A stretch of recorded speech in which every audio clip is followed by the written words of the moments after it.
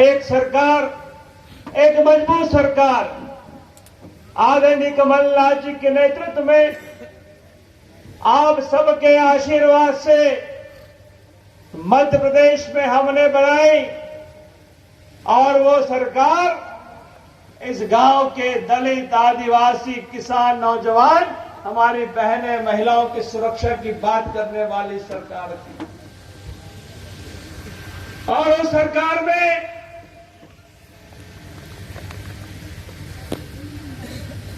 चंद जय चंदों की भर्ती हो गई और उन जय चंदों ने एक सरकार, निर्वाचित सरकार को गिराने का काम किया और उस टोली का जो सरगना था, उस टोली का जो मुखिया था, वो और कोई नहीं, इस मध्य प्रदेश का सबसे बड़ा भू माफिया, मैंने आजकल उनको कहना शुरू कर दिया है, भू माफिया है, जिसका नाम ज्योतिरादित्य सिंधिया है। और उन सबने मिलकर भारतीय जनता पार्टी से हाथ मिलाकर हमारी एक चलती सरकार को गिराने का काम किया है। आज हम मां भगवती के दरबार में यहां पर हैं और मैं आपसे कहना चाहता हूं कि जिन लोगों ने आपके वोट को बेचा है, जिन लोगों ने आपकी इज्जत को नीलाम किया है, जिन लोगों ने हमारे सुर्खी क्षेत्र के लोगों को बदनाम करने का काम किया है, मां भगवती उनको माफ करने वाली नहीं है। और ये स्पष्ट है क्योंकि जिस तरह से आप लोगों ने हमारी बहन को सहयोग करना शुरू किया है, हमारी छोटी बहन को आशीर्वाद देना आपने शुरू किया है, वो रोने पर आतुर हो गए हैं और वो जान गए हैं इस बात को कि सुर्खी के लोग बिकाऊ नहीं, टिकाऊ हमारे उम्मीदवार, जिनका एक खानदानी पुराना इतिहास है, आज का नहीं है। इनके पिताजी जो हमारे पूर्व के विधायक रहे और ये खुद भी जब विधायक रही, इनका कार्यकाल आप सबने देखा होगा। साथियों, आज मैं आपके बीच में यहां पर आया हूं, बहुत विशेष प्रार्थना लेकर आया हूं। मां भगवती के दरबार में आपसे निवेदन करने के लिए आया हूं। ये चुनाव हमारी सबके भविष्य का चुनाव है, इस अन्नदाता के भविष्य का चुनाव है।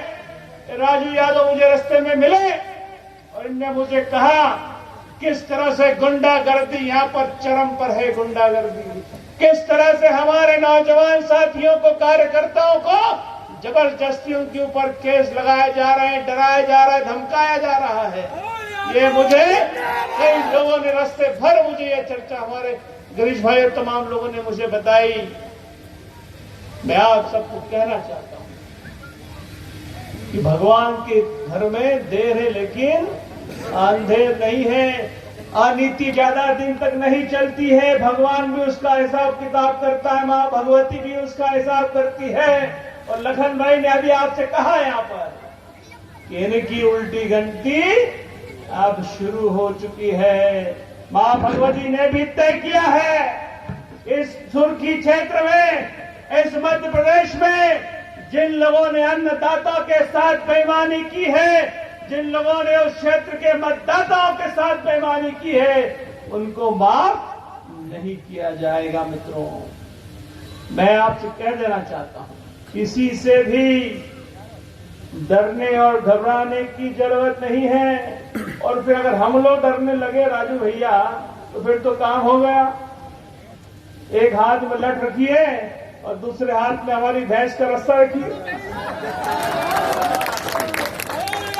राजू, अगर तुम ये कहोगे कि हमारे ऊपर के भाई अन्नू भाई, मैंने कहा आपके कार्यकर्ताओं से रास्ते में, अगर तुम ये कहोगे कि हमें डर लग रहा है तो फिर कुछ नहीं होने वाला है।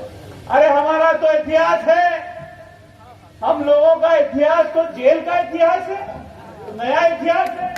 हमारे पूर्वज भगवान श्री कृष्ण तो जेल में ही पैदा हुए थे, तो हमें किस बात का डर है बताइए। किसी से भी डरने की जरूरत नहीं है। जो हमारे साथियों की तरफ आंख उठाने की भी कोशिश करेगा, अगर थानेदार हवलदार मेरी बात यहां से सुन रहे हो तो सुन लें। इस सुर्खी और इस सागर और इस खुराई क्षेत्र के लोगों के साथ जो जाति हो रही है वो मैंने समझी है, देखी है। मैं कह देना चाहता हूं कि 10 नवंबर के बाद मध्य प्रदेश में कांग्रेस की सरकार बनने जा रही है।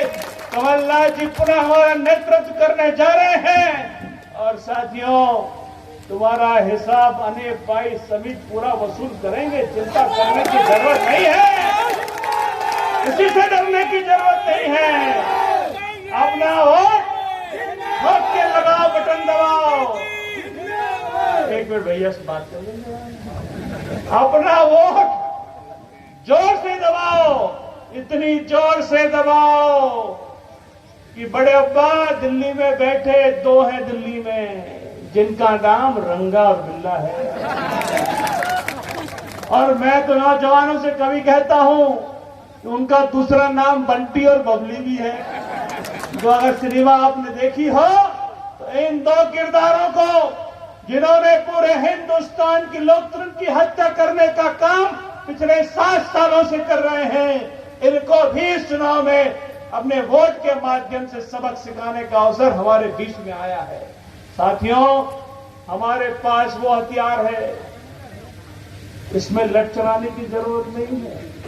हमारे पास लोकतंत्र में इतना बड़ा हथियार हमको दिया है कि आपकी एक बटन से अच्छे अच्छे नेता अभिनेता घर के तरफ पलायन करना शुरू कर देंगे।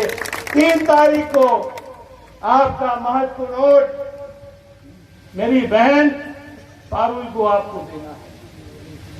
इनके बारे में आपने इनका कार्यकाल देख लिया, 13 से 18 के बीच में। हम तो बहुत पहले से कोशिश कर रहे थे।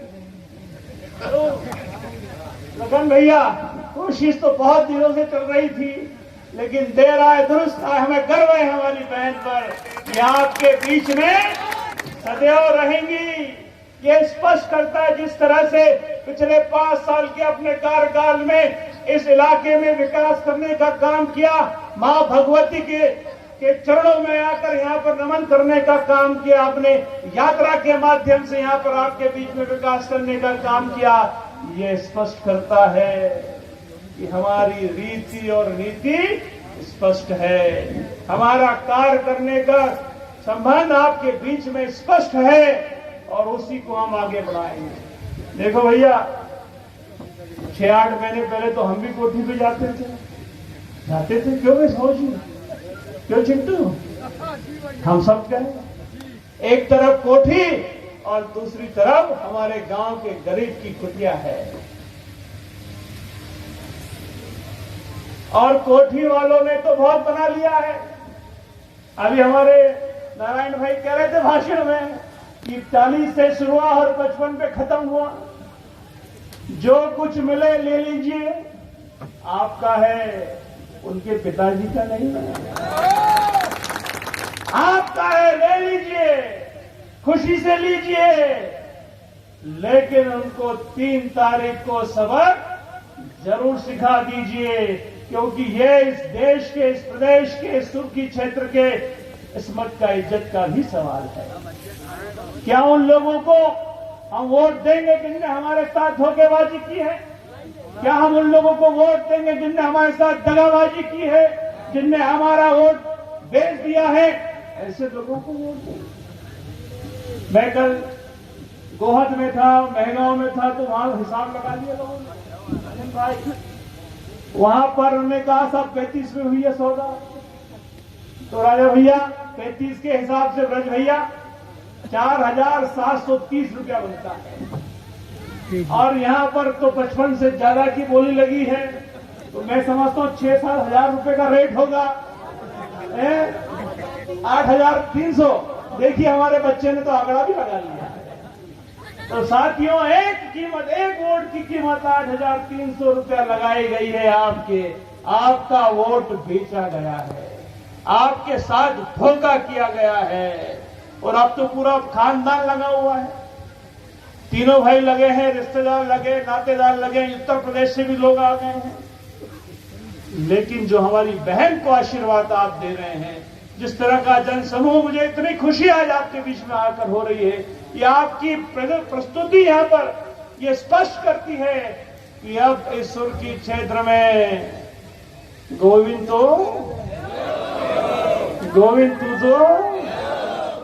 भैया बोरिया बस्तर बांधिए, तुम्हारा बोरिया बस्तर सुर्खी में। और मध्य प्रदेश से ज्योतिरादित्य सिंधिया, तुम्हारा भी बोरिया बिस्तर हम लोग बांधने वाले हैं, चिंता करने की जरूरत नहीं है। मैं इन्हीं शब्दों के साथ में आपका पूर्ण आशीर्वाद, सहयोग मेरी छोटी बहन को मिलेगा। हाथ ऊंचा करके मुझे बता दीजिए, ताकि मैं मां भगवती यहाँ के चरणों में भी जाने वाला हूं। वहां मैं निवेदन करने वाला हूं कि मेरी बहन जीतेगी तो दोबारा मां भगवती का आशीर्वाद लेने अरुण यादव इसी गांव में जलंधर में आएगा। ये मैं आपसे विश्वास चाहता हूं। आप सबका दिल से आभार, हमारे महेंद्र जी का, हमारे जित्तू जी का, हमारे